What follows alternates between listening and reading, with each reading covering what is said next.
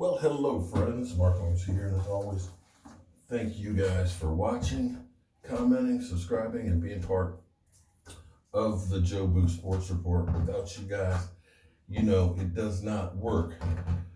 Without you guys, well, I gotta work because poor people, well, we got to work.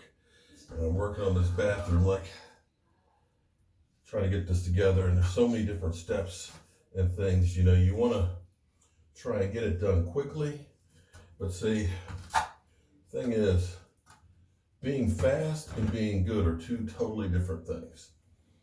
And if your whole thing is about getting speed done on a job, I can probably guarantee you that a lot of the work is not good work. But that's just me. I'd rather take my time and make sure that what I put out there is good, because I don't like to get the callbacks. So I'm getting a whole lot of people that are commenting about my quarterback, Dak Prescott.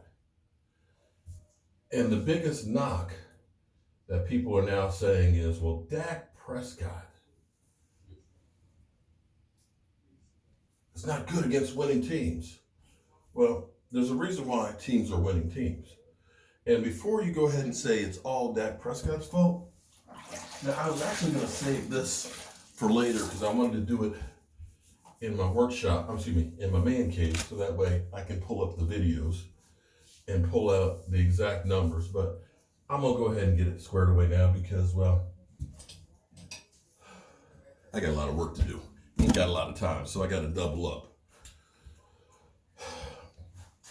As we talk about Dak Prescott and the Dallas Cowboys and record, I think Derek sent me a text and said 18-24 over the course of 4 seasons that Dak Prescott's been the quarterback.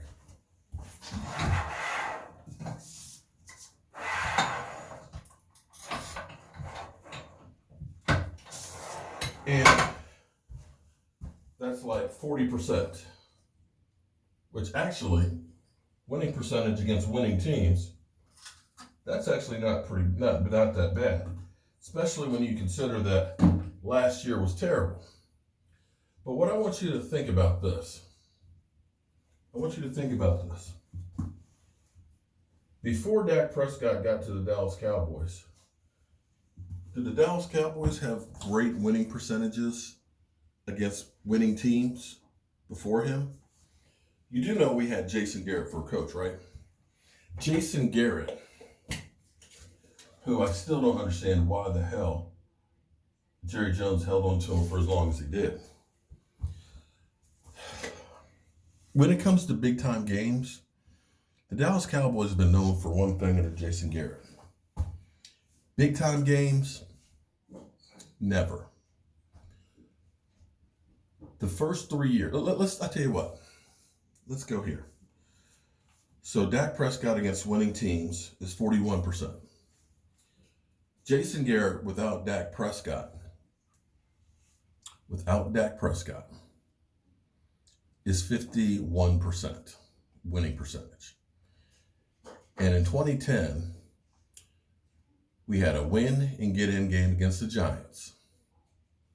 Lost. In 2011, we had a win and get in game against the Redskins.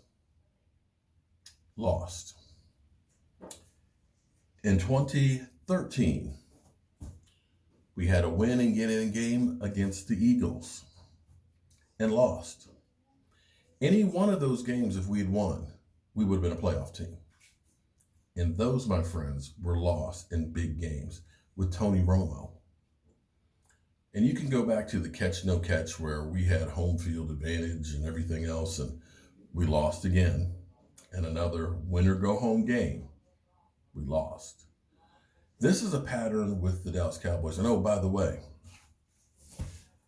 before Dak Prescott,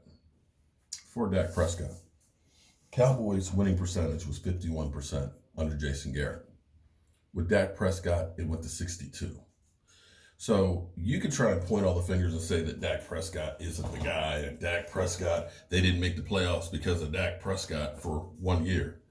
Because I'll say, go back to 2018 when the team was 3-5, and every week it was win or go home, where we ended up beating the Eagles twice, the defending Super Bowl champions, where we beat New Orleans, where we literally every week was a playoff game.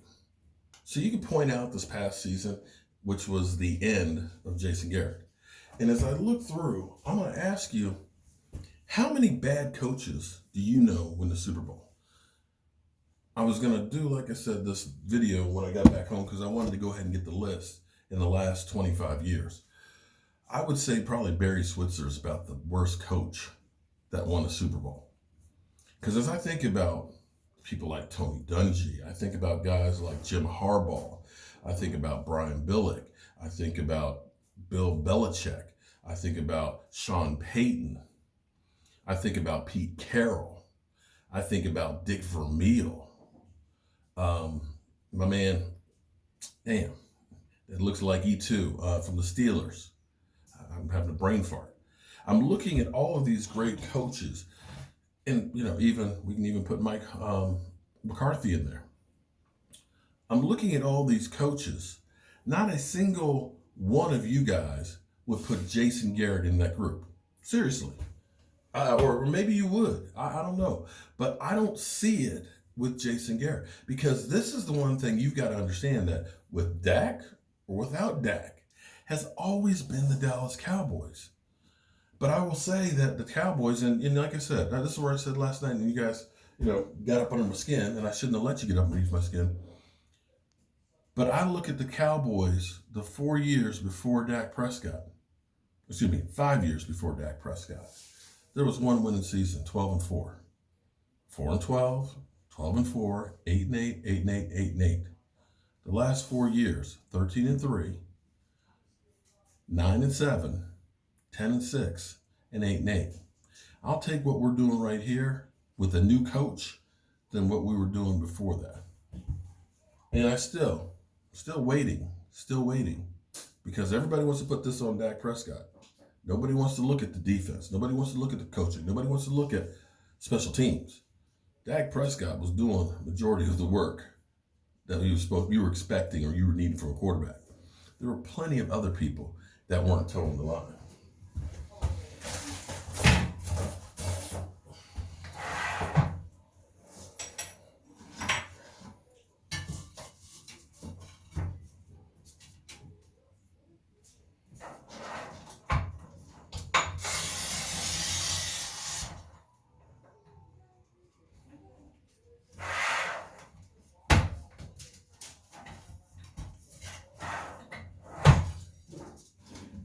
Now, I'll take my quarterback.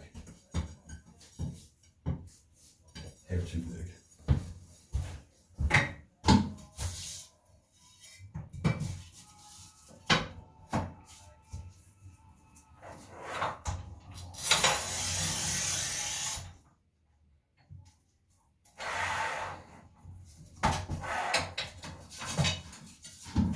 I'll take my quarterback over any of those guys in his class.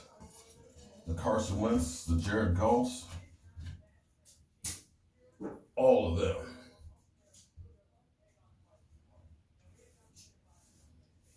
And I can't wait to see what Mike McCarthy does with my quarterback. I think you're going to see something special. And as far as playing on this tag, it's not going to be a bad thing. Because Dak Prescott realizes, just like he did last year, the better I play, the more of that generational money I'm going to make.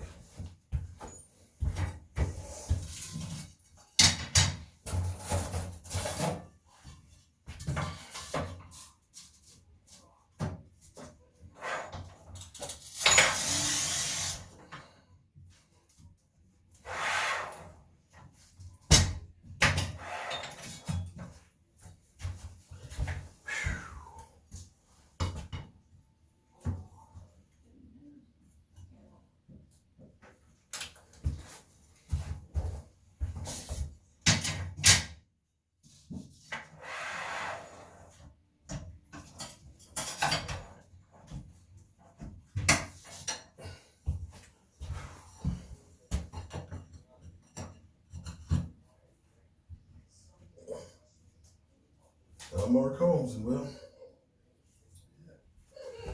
I shall see you guys later.